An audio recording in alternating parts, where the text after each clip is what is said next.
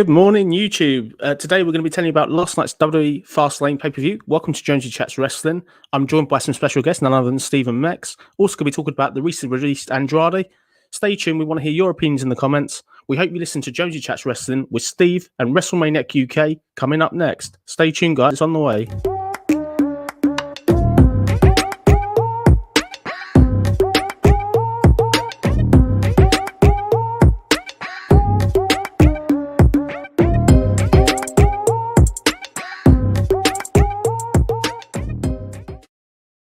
Hi, good morning, and welcome back to Jonesy Chats Wrestling on YouTube. I'm George, and I'm joined by Steve and another special guest, WrestleMania UK, Mex. How are you this morning, guys? Night after before? I'm very good, thank you. Yourself, Mex? I'm not too bad, not too bad. A bit annoyed I stayed up to watch the show. Wish I watched it this morning instead, but such is life.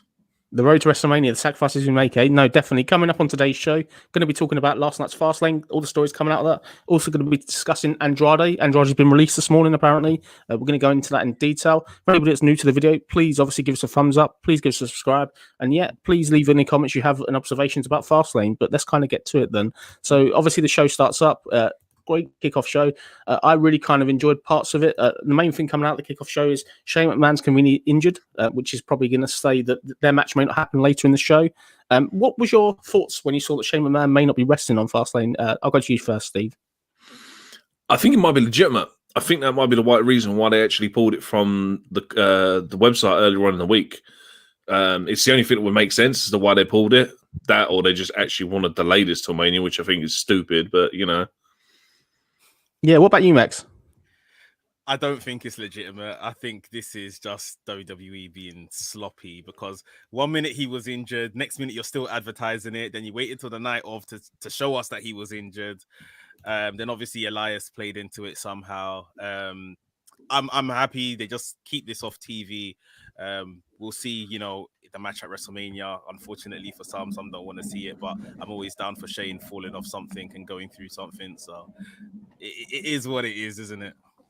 My kind of thoughts, I'm with you, Max, in that respect. I think the fact that it's convenient how 1 minute the match is on, the next minute it's not. All week they've been teasing it not happening, and then for them to do this, it's typical Shane McMahon trying to get out of this. It further fuels on the storyline. But no, I think it was okay. I'm glad they made it quite clear that match wasn't going to happen from the get-go. I thought that was quite a good move. The main match in the pre-show was Riddle and Ali, United States title. This match for me, absolutely superb. Really, really hard hitting. A load of sort of story on the outside with obviously Ali and Retribution. And it was really kind of close. Obviously, they've had two matches before. It was tied at 1-1 going into this match. But no, for me, I thought it was really, really fun. And clearly that finish at the end where Riddle did a tombstone off the top ropes, unbelievable. What a bump to do on the kickoff show. Fantastic. What were your kind of thoughts of the match, Steve? This should have been on the main card. Like these two can wrestle, man. Everyone knows 100%. It. It's just like this was like we were saying earlier. This is probably one of the matches of the night. Like you sit there and watch it, and you're like, I don't think that anyone's going to top this. And it's just a shame now because you're probably not going to see Ali for the next 6 months now that Retribution's been killed off. Yeah, we'll go into that. What about you, Max? What was your thoughts on the match? Yeah, just like Steve said, just a fantastic match. I mean, for all that we think of Riddle when he's given a microphone or in these backstage segments, when it's go time in the ring, the boy can go. He can really wrestle. And Ali, we know what he can do as well. There was a point in the match where Riddle was in the Koji clutch submission for like so long. And I was thinking, is he actually going to lose here? He made it to the ropes of it. No, he got up. He picked him up while he was in the submission hold. And then, like you said, you know, the Broderick from the middle rope. Yeah, because that move has never impressed me. I don't know about you guys, but from the middle rope, it looks like something. So, yeah, really good match. Unfortunately, it was on the pre-show. Yeah, I agree 100%. I think that this would have been far better on the main show, but obviously after the match, we get what's carried on Raw. We get sort of Ali blaming Retribution, sort of shouting, and particularly picks out Mia Yim, reckoning, gives her a right bollocking. She walks off. Then we get Slapjack with his first action in weeks, walks away out the ring, walks up the ramp, and then we obviously have sort of finally the rest of Retribution, T-Bar and Mace finally turn on Ali. Weeks coming, fantastic that it's done. These guys finally can get their careers back. I was really kind of impressed with this. I felt it was good.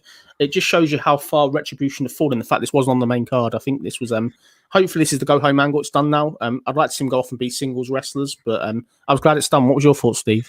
Yeah, it's very clever the way it was done, especially when obviously it cuts to the outside shot of the other four, and you can see Mason, T-Bar, like they're stopping the others from getting involved. It's like, no, don't get involved.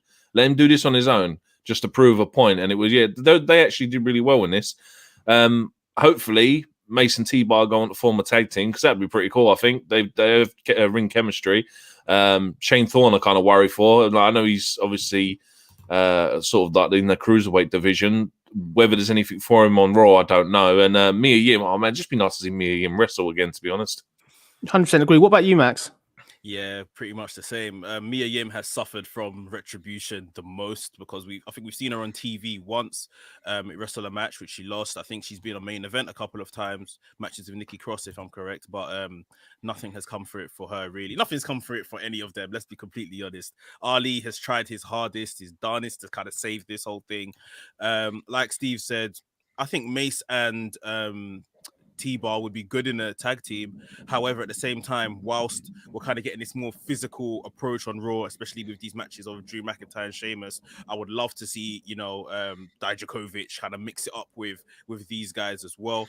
I want them to do something on Raw, like an unmasking, like give them like a little 10-minute promo. Everyone kind of unmasks, reintroduces themselves. That's how we know it's dead. Maybe Ali comes out one last time to kind of try save them and maybe say sorry, but it doesn't work. But yeah, like Steve said, I think maybe the safest thing is Dijakovic, Mace in a tag team. Mia Yim can add to the women's division right now, which is floundering a bit. But unfortunately, Shane Thorne, who is such a good wrestler, he may just get lost like the Ricochets, the Cedric Alexanders before him, all of that kind of stuff. So it's unfortunate, but we'll see. I like that analysis, Max. Definitely. I think what I'd like to have seen them do, personally, I'd like to have seen them got the mask and just ripped it and threw it on the floor, but then maybe they can do that tomorrow night. But really good things, hopefully, to come from this. I think it was a great way to end this kind of stable, hopefully. But really kind of enjoyed it. Have you got anything else you guys want to add about the kickoff show before we move forward? No, I'm good. No, Max, anything? Yeah, Ali, just they need to put the rocket behind Ali, man. The guy's very good. He doesn't need a faction. He honestly doesn't need. He's got everything. It's just a shame that he's buried at the minute. I'd take them all off TV for a month, personally. I know you want to fill it up with a hot angle, but get them off TV and then get them to come back, slowly introduce them again. I think the thing is, as you said, Slapjack's probably, maybe Slapjack can go to NXT or something. I think that'd be better. But the other three, particularly Dijakovic, as you said, there's great potential there. It's a shame this guy's fallen from NXT to what he's now, but repackage him. Put him back in the feud with Keith Lee. Their NXT matches were amazing. I'm not being funny. Keith Lee's not doing anything in a minute, but Dijakovic back in with him.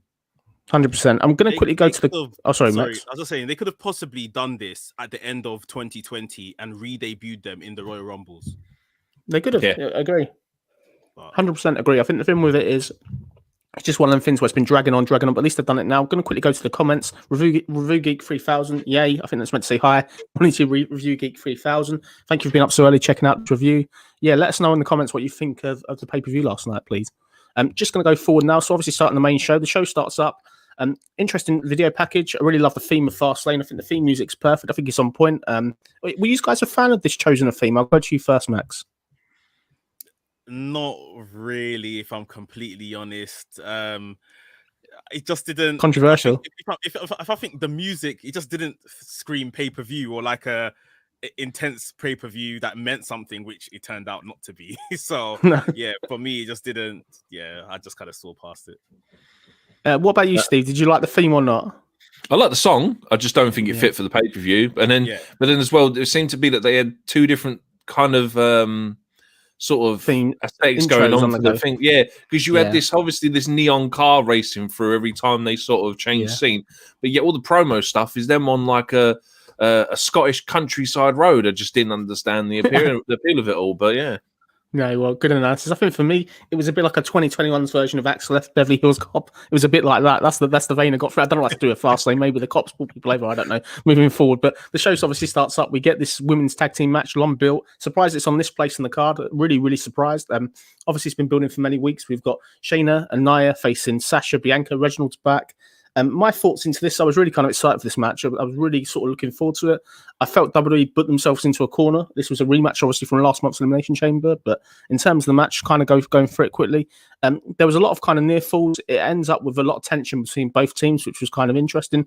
But at the end, we get Reginald sort of up there. He's doing the distraction. It ends up with sort of Sasha Banks getting her first pinfall loss for months. I think the last time she got pinned was against Asuka, and we got Nia and Shayna retaining the belts, and there's real tension after where we get sort of Sasha turned full on heel basically, and she basically talks to Bianca like she's nothing really. I think it's a note Bianca's eyelash during this match fell out as well, so I think the most painful part of the match was when Bianca yanked her eyelash off. That's my kind of observation of it. It shows you I was paying attention. But no, I'm going to go to you first, Steve. What was your thoughts on the match and the aftermath? It was an all right match. I had a couple of decent spots. You had the 450 from Bianca off the top rope. Sasha had a nice little hot tag at one point as well, where she went on a little run. But obviously, like you said, after the end of it, when you had Sasha slap Bianca, I now want to see Bianca do the 2020 NXT Bianca. I want to see you don't go here, Bianca. I want to see that now in the final 3 weeks leading up to WrestleMania. What about yourself, Max? Yeah, I think this match wasn't anything to kind of hold the phone at. It was very much waiting for that aftermath. And like Steve said, after these guys fell out, it's now okay, who's gonna kind of take the role of the heel here? Right now, I guess it's Sasha. Bianca is very good at it. For those that saw her NXT run, I think just for the sake of the kind of character she's been playing, maybe they should just run with it being Sasha Banks.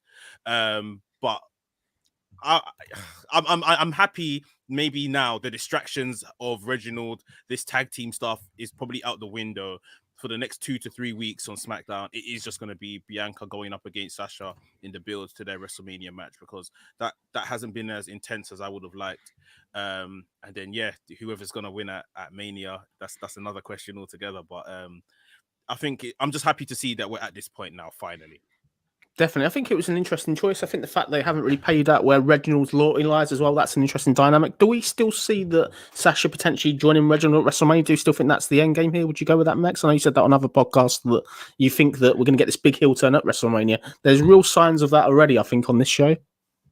Yeah, there is. I think in terms of creating, WrestleMania moments, maybe they should save like something massive for WrestleMania, like maybe Reginald being the person that kind of costs Bianca Belair the title in the match, or maybe we spoke of someone bigger like maybe a Sonya Deville, maybe even a Stephanie McMahon, and we get that kind of alliance thing happening. But either way, I think Sasha should just kind of continue being a heel kind of towards Bianca. Bianca clearly still respects her, didn't kind of retaliate after this slap or anything had happened, so still has some type of respect for her. But I think something needs to happen drastic. If Sasha is going to retain at WrestleMania, something needs to happen drastic. They can't just let her beat Bianca and it goes over like a wet fart.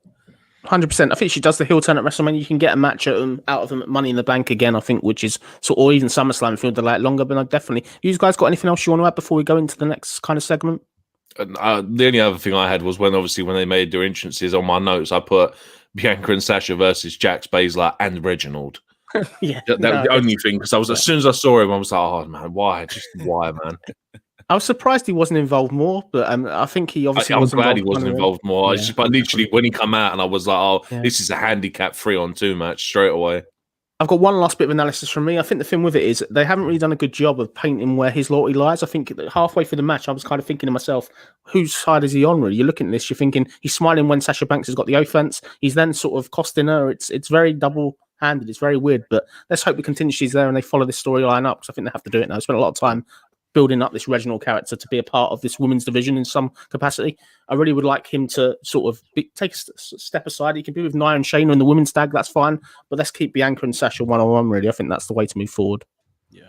Moving kind of forward, then we had obviously a backstage segment. We've got Shane McMahon hobbling backstage. We've got he's walking there. Elias is trying to pitch him basically a slot to get on WrestleMania. It's on about basically I can get the Grammy off Bad Bunny, which I thought was quite funny. Like Bad Bunny gave the 24/7 title last week. I think he was hoping to get the Grammy. And I thought it was an interesting segment. It says that Shane McMahon's got an idea. What were your kind of thoughts to see Elias sort of try and get on this pay-per-view then? Were you happy with that, Mex? I just saw it as a cover up for obviously the Shane match. Nothing more, nothing less. Obviously, we went on to see a bout between Elias and Strowman, which I thought was pretty decent, pretty good. But yeah, this just is filler, isn't it? Yeah, definitely. What about you, Steve? It's exactly what Max just said. It's just filler. It's just like it's as if someone just turned around and went and just turned around, closed their eyes, put their finger out, and went, right, who should I get to replace me? It'll be you, Elias. Yeah, that's exactly what it just felt like. I said pretty much on Friday in our predictions, I said that it'd get some sort of hard help in this match not to get out of it, but to get some help. And that was Elias. It got Elias a spot on the pay-per-view, but very underwhelming. Kind of going forward, probably going into the most excited I was about a match on the pay-per-view. We got this Intercontinental title match, Apollo versus Big E. They've done some great work in recent weeks to get Apollo relevant. We'd seen this match numerous times before. Saw it in January. It didn't really mean anything.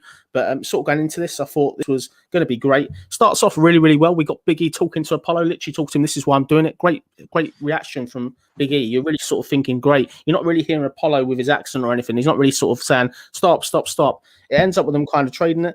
And then from nowhere, we kind of get a really weird finish. We end up with like a roll-up, and then the commentators don't even know who's got the win. But Big E, as predicted, obviously got the win there. For me, surprised they went for the finish here. I know they want a rematch at WrestleMania, but wasn't happy really. This was Apollo's chance really to pay off the belt. He should have had the belt. I think he should have won it here.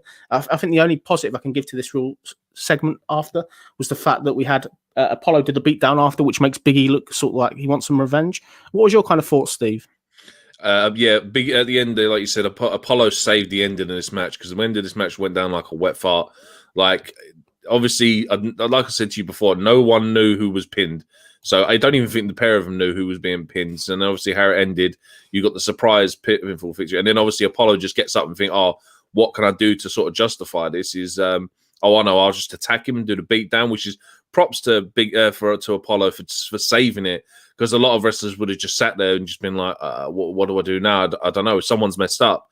But yeah, like you said as well, Big E, great character work from Big E. That whole talk that he was giving Apollo as he was doing them splashes on the apron was amazing. What's good? What about you, Max? What's your thoughts? I know you're a massive advocate and fan of this feud going in. I remember from us speaking on Saturday. Yeah, I've been enjoying it like everyone else has been. I think the match itself, up till that point of the pin, was great. Nothing. I can't add anything that you guys haven't said already. Unfortunately, it's one of those things now where all everyone's going to talk about was how the match ended, and this double pin, was it not kind of situation. Like Steve said, kudos to Apollo for thinking on his feet and trying to kind of still keep some heat despite the messed up ending. For me, I know we spoke a lot about Apollo had to pick up this belt here. I think there was going to be a funny finish or a quick finish, like it was going to be this double roll-up thing if it went, to plan. But I guess moving on to WrestleMania, we may see this match. Apollo's got to do it at WrestleMania, surely now. Like, he has to do it. I think the thing is that the natural reaction for me will be Apollo on SmackDown this week will say he was screwed. He'll blame the referee, and there'll be room for a rematch. But it was okay. I just thought it sort of was a flat finish. The fact the commentators didn't know what had happened further devalued the match. I think it sort of really took away from it. But in ring, it was okay. It's just the way they come up with this finish. As I said on Friday, and as I said to you on Saturday, I was pretty sure that Big E would get the win as much as I wanted Apollo to get the win. But for Big E to get the win here, because it wasn't a DQ or anything, it was so indecisive the way he got the win, which it kind of just didn't really mean anything. I think it's sort of, you want to see this match again. I think we're going to get them WrestleMania, maybe with some sort of weapons element. I think they need to go for that, like a last man standing, falls count anywhere, something like that. Would you be a fan of that, Mex or Steve, either? Maybe like a last man standing match. Maybe something where a referee, decision or something like that isn't necessarily the way to go. Just incapacitate the guy or whatever till the last person can't stand. Maybe something like that. I'm just thinking now. I know I just said Apollo Crews has to win, but does Big E lose at WrestleMania? Because they are kind of giving him this singles push as well. He hasn't lost the match since July. He hasn't lost the match since July. He hasn't been pinned in the singles match since July. Stage for him to lose that as well, unless they do some type of multi-man match and someone else takes a pin, or who knows. But what about you, Steve? That's what I said before. I said to you last week, I said maybe a ladder match like they normally throw out at Mania for the Intercontinental title. Obviously, it depends now, because obviously with what happened with Sammy and Kevin on Friday, I very much doubt that will probably happen now. I don't know what kind of match you could possibly get him into. I mean, the problem is they can't have this happen again. So you might find that it's not going to be just a straight up match. There's going to be some sort of, I don't know, not as what it should be, but like a submission, like a I quit match or something like that. Just in that way, there's a possibility. Well, they won't get this happen again with a dodgy roll up. Definitely. I think the thing is, last thing I'm going to say for it, really, I think they should have saved this match to WrestleMania. I think they should have saved this first meeting to WrestleMania. There was no need to do it 3 weeks away from the go home. By that finish, it hasn't added anything. That's kind of my opinion on it, really. Have you got anything you guys want to finally add before we go to the next kind of segment, I'd say? Just backing on what you said there, it should have gone to a no contest. You would have had a reason to then push this onto Mania. Yeah, let them fight or something, double count out or something. Yeah, exactly. You know, people would have been annoyed, but like this is Fastlane anyway. Like yeah, I would love to. I would love to have seen him bring back them guards he had week 1 of the promo, and then sort of help him basically a beat down on Big E. You're getting Big E beat down, and then you've got a reason. But we'll see on SmackDown. I'm sure it's going to get more tense, but it was okay. I'm looking forward to seeing WrestleMania still, which is good. I'm still looking forward to seeing this match again. Kind of moving forward, then we've got this Joseph Savage giving out Old Spice. So going to kind of go through that. So obviously this was a spot involving the 24/7 title to get it on TV. Both you two called who the person was. I didn't kind of spot it. Maybe I was half asleep. But either one of you two can say who it was that won Eric the 24/7 title. Bugenhagen, or Eric Boogs, as I think he's now called. What was your guys' thoughts of seeing him win the 24/7 title? I'll go to Steve first. He's done more in a minute and a half doing backstage than what Matt Riddle's done in the last 4 weeks. Yeah, no, definitely. Very. You guys happy to see him on the main roster, even for a cup of tea, maybe now? Yeah, he won't be back though. Unfortunately, he'll be back to doing NXT developmental stuff. Unfortunately, but yeah, he's really entertaining. Oh, good, definitely. We then obviously had sort of Shane McMahon. He was announced as a replacement. It was obviously going to be Elias based on what they built earlier. So this was the Elias vs Braun Strowman match. This has obviously had no build. They just chucked it together randomly to put it on the pay-per-view. For me, it was filler. Braun got the win, which was important, but there's loads of probably problems with this. What I didn't really kind of like about it is you're getting Elias sort of, and Riker, they don't really have any value. They're just kind of jobbing, which I kind of get, but you don't even get Shane McMahon come out and attack Braun after the bell to try and create some sort of drama. I think they missed a trick there, in my opinion. What was your kind of thoughts, Max? Yeah, very much filler. I think Braun had to win, like you said, looked good doing it. I just think Braun should just be on another level completely. Like, he's lost a lot of weight. He looks really good. I'm not really sure about his little train driver gimmick thing that he's doing right now, but he should definitely be up there and not involved in such, 2017 and stuff. This guy was so hot, and we were clamoring to put the belt on him. They left the belt on a Lesnar that wasn't around. I wanted to see him come out of this whole feud with Shane McMahon eventually at Mania, with a kind of new lease of life. I think we spoke about him kind of just hitting the reset button with Braun and him having a better 2021 than he did last year. What about you, Steve? If you get someone to replace you doing something, right? You normally pick the best person for the job to make sure they go out and win this, right? Yeah. So I sat there and thought, right, well, you've picked Elias. Why didn't you have Jackson Riker and make it a 2-on-1 handicap? Surely you want to prove a point to Braun Strowman. I would have made it a handicap match. I'm like, Braun, you like, just that's it. You can take both of them on. That way, it would have put some credit more towards Braun win, because not funny. Elias just played coward from the bell. Yeah, I agree with you. I think that's a good analysis. I think the thing with it is just filler. The problem is this is a match they booked on Raw, and I think they couldn't get out of, and this was the only way to get out of it. But for me, I could not believe this was on the main show. We didn't get the Ali Riddle match in place, really, because for me, this was the wrong order. That's what I got to say about that. You guys got anything else you want to add before we go forward to the next one? No. Okay, so we've got this Seth Rollins Nakamura match. Obviously, this was only been built sort of for a couple of weeks. This was a really, really kind of good match. There was a lot of sort of near falls. There's a Falcon arrows, loads of other stuff. Obviously, Rollins got the win there. He picks up the win, and so he's obviously going on to WrestleMania for Cesaro. What was your thoughts on the match, Steve? It was a good match. It's just a shame that it was kind of a nothing build to it. Like, obviously, Seth's got this whole Cesaro thing going on. Shinsuke's now back to being face, and when he walked out and he had his like original song playing, I was like, man, he's got to be at Mania. I want to hear 25,000 people sing his song again, man. I've missed that for so many years now. But yeah, it was a good match. If honestly, I didn't even know it was on the card until it appeared. Like I don't know where I'd been for the last couple of days, but I'd missed that. But yeah, so it was good. Like I said, it was. That's the one thing I give credit with this pay-per-view is it went to better stages as it went on. Well, I apologize, we just talked about that crap fucking brawl match. But yeah, I said apart from that brawl match, the matches got progressively better as they went along. So you had the Bianca match, then the Big E. All right, the finish didn't go too well, but the match was really good. It just say the pay-per-view got better as it went along. What about you, Max? Really enjoyed this match. Rollins, Nakamura, two of my favorites.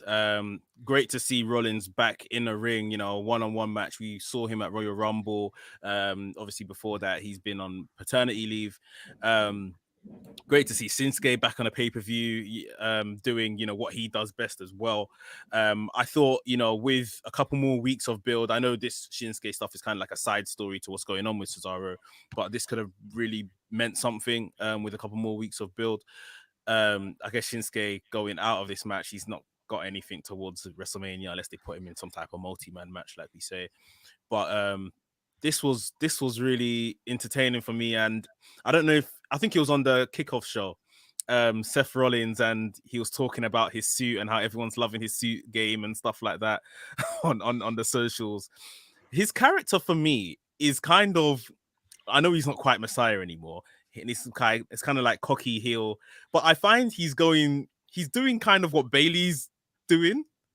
Like, I feel he's kind of turning into like a male Bailey, which I haven't got an issue with. I love what Bailey's doing, but his character's not really defined right now. Even the Embrace the Vision stuff, I don't think that quite got over. But what do you guys think? I'll go to you first, Steve. You're spot on. Like I was just about to say that Embrace the Vision thing. I don't understand it because he's on about his suit drip, as he calls it. I'm like, yeah, you look amazing, but what's this Embrace the Vision? What's going on with it? I don't know. But Seth's always had great character work. That's the one. Seth's greatest probably attribute is his character work is unbelievable. Like he can wrestle and he can wrestle really well, but his character work is what makes him a main event player. The only thing I could probably back onto with obviously going into Mania is maybe a Murphy Seth versus Cesaro Shinsuke tag match, maybe. I can't see the only that. thing that it's the only thing that could kind of make sense. Otherwise, Murphy's not getting on the WrestleMania card unless it's the Battle Royal, mate. I can't. Yeah, that's what I'm saying. That's the only way I think to get Shinsuke. Shinsuke. The only way to get Shinsuke into Mania would be to make it a tag match. And Murphy's probably the only ally that Seth's probably got at the minute.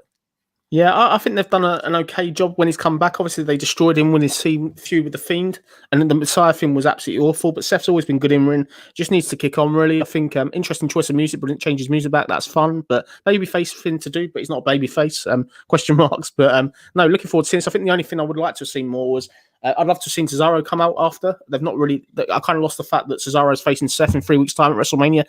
That wasn't really mentioned to me. That wasn't really sort of. Unless I was watching the show every week, you wouldn't kind of know that. I don't know what you guys think of that before we move forward. They haven't announced that, have they? I guess that's what we're. Have they not announced it? I guess maybe that's what that explains it. Then I guess if I announce it. Yeah, that's yeah, fine. but I think it's definitely where it's going, and I think Cesaro is going to pick up a big win at WrestleMania, leading him to maybe some interesting matches straight after WrestleMania. But going to be interesting to see where the likes of Shinsuke fall from here. 100%. Moving forward, then we've got this 20 years in the making, no holds barred match, Sheamus versus Drew. This for me was absolutely phenomenal. These wrestlers are hitting so hard every single week. We've seen these guys literally tear lumps out of each other the last few weeks on Raw. Really, really good. Really sort of exciting. There was loads of exciting stuff, like when Sheamus got electrocuted, he went for a screen, got electrocuted. Loads of really hard bumps. What was your kind of thoughts of the match, Max? Fantastic. Absolutely fantastic. Just when you think I've seen this match before on Raw a couple of weeks ago, and I even saw them in the regular singles capacity with no tools or anything like that, they pull out another banger. Like what these guys are doing and putting their body on the line, and every time you see like a massive move between these guys, you see how beefy and thick they are. Like these are two big men. Like it's absolutely crazy. I think one thing though, I need to write a petition to WWE because Sheamus needs to win a match, man. Like this is becoming unfair right now. He's putting on brilliant matches. Even since he was on SmackDown, just before he got drafted over to Raw, brilliant match after brilliant match and just no wins at all. But I think it was fairly obvious they're going to keep Drew strong here. He was going to go into Mania looking good. But yeah, both men look fantastic. Great match. What about you, Steve? That's like I was saying to George on the Raw review that we did. I think if you'd have had Sheamus pick up a victory, like a DQ victory over Bobby on Monday, let Sheamus pick up the win today, give Sheamus a bit of a right, I should be in this main event at Mania and make it a freeway, because yeah, this match was great. Like you said, how you've seen this match 100 times, yet they still pulled it out the bag and still surprised me. And yeah, it was absolutely like the whole thrown through the LCD screens. Even the little details like using the table end as to do the Future Shock DDT onto, yeah, man, just little details. It was really, really good. The only thing I picked up on, obviously, was after the match, you had Drew on the turnbuckle doing a little sort of celebration, and obviously he falls down holding his back. And I sat there and thought, well, if you want to play this to this, because obviously no one wants to see Drew get pinned at Mania, no one wants to see Bobby get pinned at Mania. Maybe Drew picks up a mystery injury, asks Sheamus to replace him for Mania, so then that way Sheamus gets a Mania match. It won't happen, obviously. No, but obviously, because I sat there and watched these two, and I was like, this is a great tag team. This is a tag team written all over it. This tag team will dominate. Yeah. And I sat there and thought, if you want to try and get these two to rekindle, maybe just give Drew some mystery fucking injury and let Sheamus take his place. But it's not. I know it's not going to happen. But like I said, the way I booked it would having Sheamus get a DQ win, getting a win over Drew tonight, and then having the triple threat. Because I'm not being funny, Sheamus is. I've totally changed. Like a couple of months ago or a couple of weeks ago, I was like, Sheamus Drew does not impress me at all, and I've completely 180'd on that now. It's amazing. I think this was WWE's best answer to Thunder Rosa versus Britt Baker from AEW. I think this was the closest thing we were going to get of a WWE incarnation, if that makes sense. Obviously, about the violence type level, but really, really good work. As you said, Sheamus's work since he's come to Raw, fantastic. This guy is so good. And the fact we've seen this match so many times, yet it felt fresh. It was still good. Really right decision, Drew going over. I think that made sense. I think my only thing I was very surprised, I don't want to keep repeating myself, was Bobby Lashley didn't attack him after. This was a great chance for Bobby Lashley to get the cheap shot on him. Maybe Bobby Lashley's a babyface. I don't know. I thought that was missing. I don't know what you think, Max. Yeah, I think he could have done something like that, but I mean, I don't really know if that's the line to go, just because he's already this kind of dominant character. Does he necessarily need to be doing cheap shots? He did it at Elimination Chamber though. He took Drew out after no questions asked at Elimination Chamber before that was for his gain, isn't it? He knew that if I did that, then down the line I was gonna get my title shot. So it was a bit different in terms of circumstance. But yeah, I think, just even letting these two revel. I love the end when, like Steve said, when he came down from the turnbuckle and then we saw Drew and Sheamus just like looking at each other, sort of thing, like, we're putting ourselves through this sort of thing. I love the fact he ended on that note, to be fair. Definitely. You got anything else you want to add, Steve, before we go to the next part? No, it's all summed up, mate. Okay, so this match has obviously been building for a while. We've got Randy Orton and Alexa Bliss singles match. I can't believe I'm saying that. So let's go to it then. So obviously this starts up. It ends up with a lot of the stuff that's been going on recently with Randy Orton vomiting. There's a towel somewhere to wipe off the vomit. He then ends up nearly getting hit by lights. It ends up kind of fireballs there. Alexa's evil again. And it just goes crazy. The music's playing kind of throughout it. And then kind of from nowhere, it looks like sort of Randy's about to finally get Alexa. Then a hand comes through. And the hand obviously puts itself out of the ring. Then from nowhere, we've got this new Swamp Thing Fiend. This is I was saying to Steve before we went on there, this is, they took the new Fiend character from a 1982 movie called The Creep Show. And there was a guy called Father's Day. Steve's seen the image. Please Google it for anybody that's watching the video. It's that same costume. I don't know why we've gone back to the 80s, but Fiend's back now. Obviously, Alexa gets the pin from Randy Orton. Randy Orton's losing streak continues, but to me, this was crazy. I think the Fiend character definitely different, but yeah, I didn't expect that. What was your thoughts, Steve? The fact that Alexa Bliss tried to kill Randy Orton by dropping lights on his head, and then decides to shoot fireballs like she's Ken from Street Fighter. I was laughing the whole way through this. This was great, man. I was so entertained. What about you, Max? Yeah, I mean, I got a couple criticisms / questions, but it was entertaining. I think, when he started vomiting, that should have been there out for this not to be a match, so to speak. Yeah. Alexa Bliss could have still come out and everything else could have still happened, but the match itself element shouldn't have been there. She comes out and they've announced this as a regular match, right? So the minute she shoots a fireball at him, surely that's a DQ. Yeah. Like, surely that's a DQ. She tries to kill him outside with the lights dropping on him. We saw another fireball shot happen in the ring. The Fiend gets involved. Sister Abigail, surely that's a DQ because they never said it's a non-disqualification match. And There's then no she rules. goes and she goes and sits on top of him for the pin. I don't even know where the referee was in the ring. I didn't see a ref, but there was a pin count, and she wins the match. Fiend returns. I liked it. I'm a big fan of the Fiend since they brought in this character. I know they've kind of messed him up a couple times with Goldberg, this, that, and the other, but I'm very happy to see him back. I love the new incarnation. Want to see more of it on Tonight Show on Raw. But yeah, I just felt like they could have had this whole segment without it being a match because the cynic in me is thinking this woman should have been disqualified. This shouldn't have continued. But yeah, great stuff. Yeah, I think it's good. It's great to see the Fiend back finally, really on the road to WrestleMania now. Craziness, but it wasn't entertaining. That's the thing for it. And I think the fact with this Fiend, the interesting thing will be to see if this Fiend incarnation doesn't sell any pain because he didn't seem to speak or anything like that. But I really kind of enjoyed it. The swamp look is a bit different. He's looking burnt, which is quite continuity's there, which is quite good. But definitely looking forward to seeing this. And that WrestleMania match is going to be absolutely nuts, isn't it? I'm looking forward to seing where they go with that. Well, what's your thoughts, guys? They got to put a stipulation on it, man. It's just got to be something. They're going to have to. It won't be, they're going to have fans there, though, so they can't, as you said, they may not be able to do the Firefly Funhouse with fans there, but... they've got to do something crazy. Like, I don't even know if the concept exists yet, but it has to be something mad. Let's be fair, they could do a Firefly Funhouse. Like we've just seen AEW do that Sting cinematic match, and they had fans in the crowd. You could do it. It's the only way I can see you actually getting around it. Because like I said, how if Randy wins that Mania, I'm going to be shocked. Because like you said, how the Fiend can be burnt alive, and yet he's going to sell pain, and he's going to sell RKOs, and he's going to sell DDTs. No way, no way. I was very surprised we did get the Fiend drag Randy through the ring. I thought that would have been the natural thing, really, and then he kind of goes away for a while. I thought that would have been kind of fun, but no, fun. Great to see the Fiend back, and definitely let me know kind of in the comments what you guys think of the Fiend and what the comeback and stuff. Just going to quickly go to a comment. We've got a comment here, so I'll just go to it. Review Geek 3000. Fastlane was awesome. Some great matches. Drew and Sheamus, awesome stuff. Roman and Bryan was an impressive match. The Fiend low looks like an evil burn zombie. Glad to see Retribution over. I think the Fiend's mutual 100% there with that. Definitely. You got anything else before we get this main event up? No, go for it, man. No. Okay, W Universe, Daniel Bryan's Roman Reigns, Special Enforcer Edge. This was another fantastic match. Daniel Bryan, what a great worker. Loads and loads of sort of near falls. Look like Roman's going to tap through numerous things. Jey Uso runs in, he gets taken out. It ends up with kind of continual sort of near falls. In the end, we end up with Edge kind of attacking both with a chair. Edge walks off, and then Roman finally kind of then goes out and gets the pinfall. What were your kind of thoughts this, Max? Brilliant match.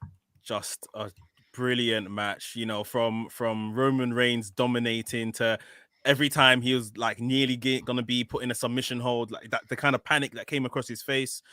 Daniel Bryan, very much like a cheeky chappy in the early stages, like I'm gonna catch you, Roman, I'm gonna catch you, I'm gonna get you. And the match just built and built. At times Daniel Bryan was in the ascendancy, at times it was Roman Reigns. Then we got the ref bump that we all predicted was going to happen for the so-called special enforcer to somehow, get involved in this match. The Bryan, taking the chair, obviously Edge took the chair to Bryan, which kind of gives the longevity to this story. Roman Reigns and his little tap out moment where obviously it's like, oh, I'm tapping, I'm dying, I'm tapping. But then of course he still gets the win in the end and looking amazing going into WrestleMania. I think something needs to be said on Roman Reigns. So no problem. I think something just needs to be said on Roman Reigns and the quality of matches, pay-per-view matches he has put on since his return. Because we know that the character work has been brilliant, but I feel that quality of the matches, no one's talking about it. It's a fair point. I think you make a fantastic point. Clearly, Roman, since he's come back at SummerSlam, he's been phenomenal. He's putting everybody to good matches. Like his Kevin Owens series was fantastic. This series was great. Even though you think there's no chance of Roman losing, there's real question marks throughout this match whether he's going to lose. What was your kind of thoughts, Steve, of the match? To back off what Max just said, right? The key point to this match, I felt, was Daniel Bryan is trying to work a submission. and Roman looks out of his comfort zone because Roman doesn't know how to wrestle a submission match. He knows how to wrestle a powerhouse match. And it was great because you had Roman that whole time. He was like, what am I going to do? This guy is trying to take me down. He's trying to get me in single leg takedowns and all this kind of stuff. And you're waiting for that moment when Roman turns it around and just starts dominating Daniel Bryan. But for the first 5-10 minutes, Roman perfectly plays out a wrestler that doesn't look like he can do a submission match. He doesn't know how to counteract Daniel Bryan doing these kinds of things. And it was amazing. You think to what we was getting with Roman Reigns 2-3 years ago and all this kind of stuff, just Superman punch, pinfall, 1, 2, 3, and the fact that Roman Reigns can deliver these matches is amazing. And I say, yeah, that for me, that first 5-10 minutes was great, and then so you get the spots like he canters off the turnbuckle into a Boston Crab. When have you ever seen Roman Reigns do a Boston Crab? No, definitely. It was amazing, and yeah, at the end, my only qualm was the ending was. I would have preferred to have seen Roman submit Daniel Bryan because I think it would have been a nice play on Daniel saying he was going to submit Roman. And then the fact that Daniel took 2 chair shots, Roman takes 1 and just crawls over for the pinfall. I think it would have made a bit more sense. But otherwise, oh man, Roman Reigns is killing it. Absolutely killing it. He's killing it. Good analysis from you both. I think really, really good. The interesting thing with Edge with the chair as well, I think that's a great thing that it further creates that controversy. Surely it's got to be a triple threat at WrestleMania. I'm sure you guys are going to be a fan of that. I think it has to happen now. Would you agree? Disagree? Yeah, it's got to be. Yeah, I mean, I'm still holding on to my night 1, Daniel Bryan versus Edge, and then the winner takes on Roman night 2. But either way, after what happened last night, I've kind of come round that Roman isn't walking out of WrestleMania as champion. But for me, I would rather have Daniel Bryan. I don't want to see Edge with this belt. That's me personally. I mean, I know they're telling the whole story. It'll be 10 years to the day and all of that kind of stuff since he dropped it.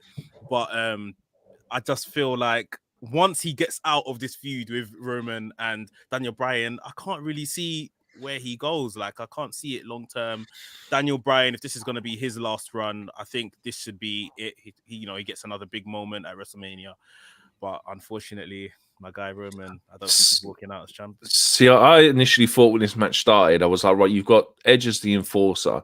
And I legit thought that you were going to get Roman Reigns get a pinfall victory over Daniel Bryan with Edge doing the 1, 2, 3. And I thought it might have led to like a special guest referee with Daniel Bryan being the ref at Mania. But the way the match played out, I felt was actually a lot better than what I'd planned. And it's a good thing I'm not a writer for WWE because I'll tell you what, I think it's some rubbish compared to what they've done with this. But it's just amazing how like whoever's doing his stuff is on point. I think it's because I know Daniel Bryan's obviously a producer for SmackDown as well now. So I don't know if he's got any part of it. But yeah, to back on what Mex says, I actually think Drew's going to win.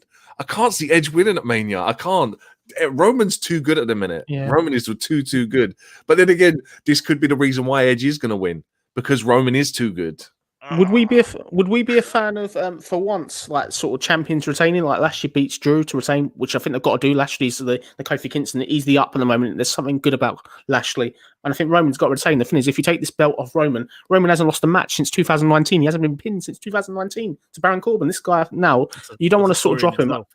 It's a story in itself. They're not mentioning any of this build. This guy's got a bigger win streak than Goldberg than it must be at this point. I think it's one of them things. But no, his work has been great. And for me, I think the thing about Roman Reigns that's probably not a lot of people are saying is his work with Paul Heyman. Paul Heyman has taken Roman Reigns to that level above. And the heel turn's just been absolutely genius. If you said to me sort of this time last year, Roman Reigns is going to come back and he'll be one of your favourite wrestlers, I'd have thought you're crazy. I'd have thought, no, I don't really like Roman Reigns, but this guy's come back as a heel. Fantastic work, really good champion. And the storytelling they're doing, the arc with Edge and Daniel Bryan has been really, really good. And I'm excited for WrestleMania going in. I'm really excited to see where this goes. I'm sure, I don't know, the feeling's mutual. I'm pretty sure it is. Yeah, I think I said to you on Saturday, Jonesy, that I personally think Daniel Bryan has saved this story.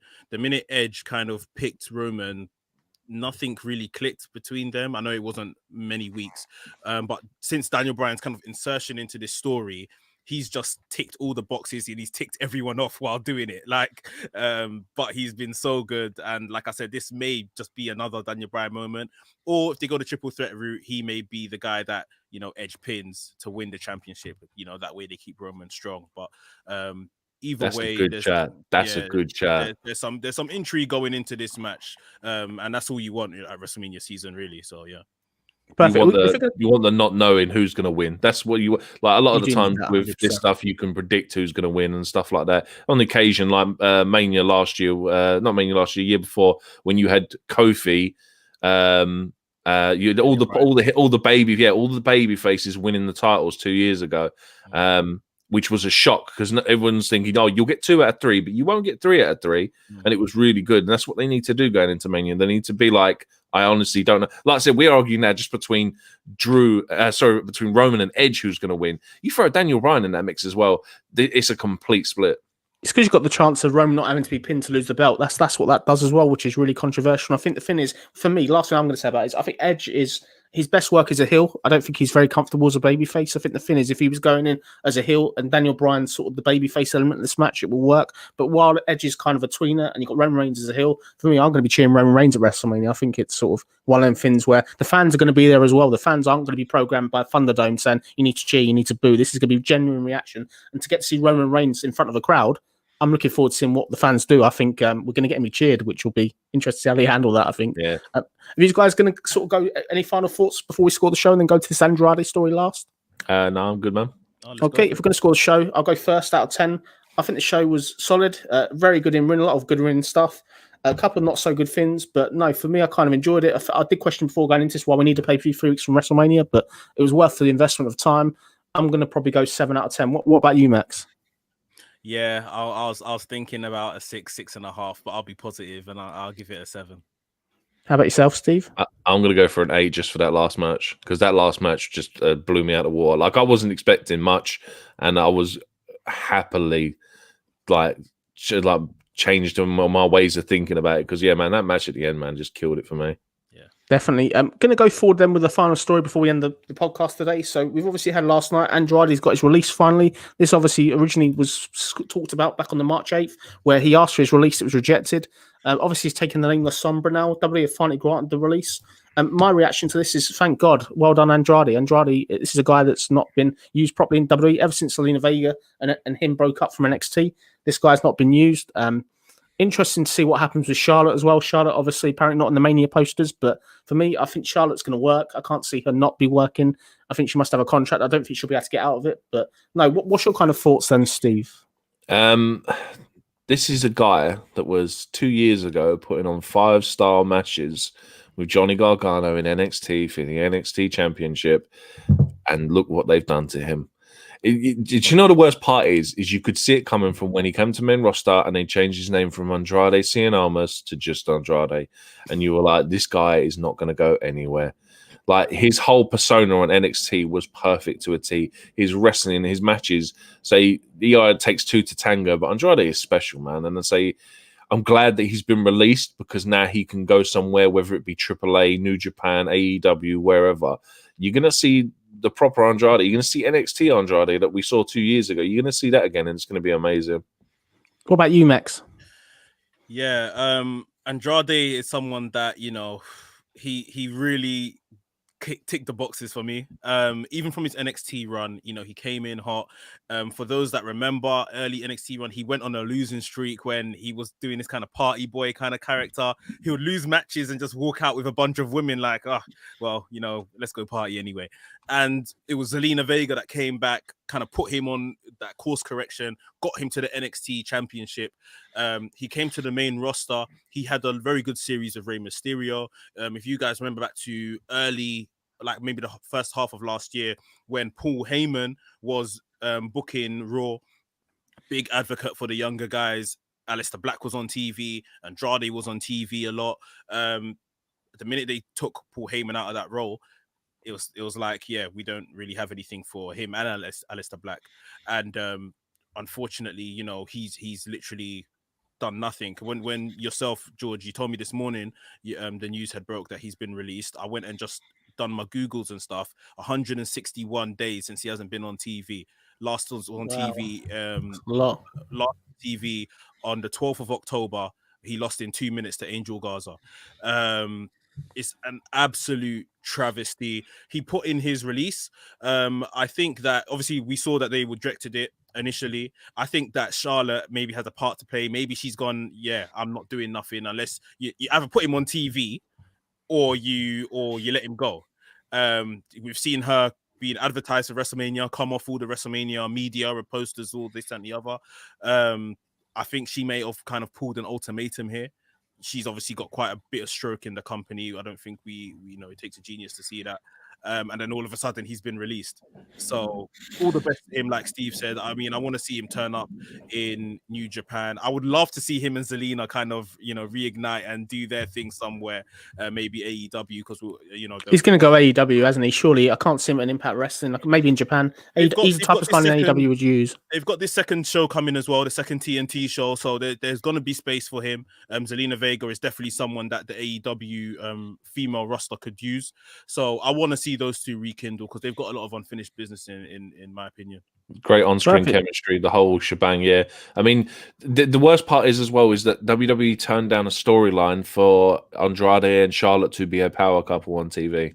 Yeah, you turned down Charlotte and Andrade as a power couple on TV. You're mad. And this is the thing. If you say anyone else is a power couple, we're all probably going to say no. We don't want to see that, all this love and romance on TV. But those two, such established characters, that would have been so good. And like I said, if apparently Charlotte pitched that idea, yeah, exactly, like you said, and they've turned it down. And like I said, that's probably rubbed her the wrong way as well. I think this is probably why she's off Mania now as well, and this is why they brought forward Rhea Ripley's debut. You're probably going to end up seeing Ripley faces Asuka for the Raw Women's Championship at Mania now. I still think we're going to see Charlotte on Mania. I can't see them. I know she's been pulled from stuff, but I know she's doing a film as well. So I don't know if she's she? still doing a film schedule or whatever, and that's conflicting with Mania or whatever. I don't know. But the thing was, they run a package during the pay-per-view last night because they've, the one where it's like all cinematic and you got Roman Reigns behind the Pirates table with Paul Heyman. They've added bits to that with the matches coming up, and Charlotte's still in that. That's the only thing I saw her in, but she's off for everything else. Yeah, like Steve said, she's doing a USA Network film. So I think maybe she still goes to Mania. I can't imagine her not be involved in the Women's Championship at Mania, but maybe she just doesn't win so that, she can still go off and do the filming. She hasn't got any commitments to being on TV with the championship. But, Andrade, hopefully he goes and spreads his wings somewhere else. They can patch up whatever they're doing with Charlotte Flair afterwards. But I think one day we may see him back. I hope so. You never know. I don't know. Moving kind of forward then. So this is obviously the end of the podcast. Just before I end the video, just going to go over to you, Mex. Please tell everyone what you've got coming up on your fantastic channel. Anyone that hasn't, please sub to Mex. His content's excellent. His AEW show's lit, man. So good. Go on. Thank you, bro. We've got today we're putting out Kurt Angle Break It Down. I do a Break It Down series where we kind of assess every wrestler. It's a debate show by 4 criteria: their aesthetic, promo, their in-ring ability, and their legacy. So we're doing Kurt Angle today. That should be up later this evening. So yeah, everyone check that out. Perfect. I appreciate you both coming on. Thank you for your time, Steve. Thank you for your time, Mex. This has been Jonesy Chats Wrestling, talking Fastlane. And if you haven't already, please click that sub box in the corner. Please give us a thumbs up. Please let us know in the comments below what you think of Fastlane and Charlotte and Andrade. And yeah, thank you for taking the time to watch. Enjoy the rest of your day.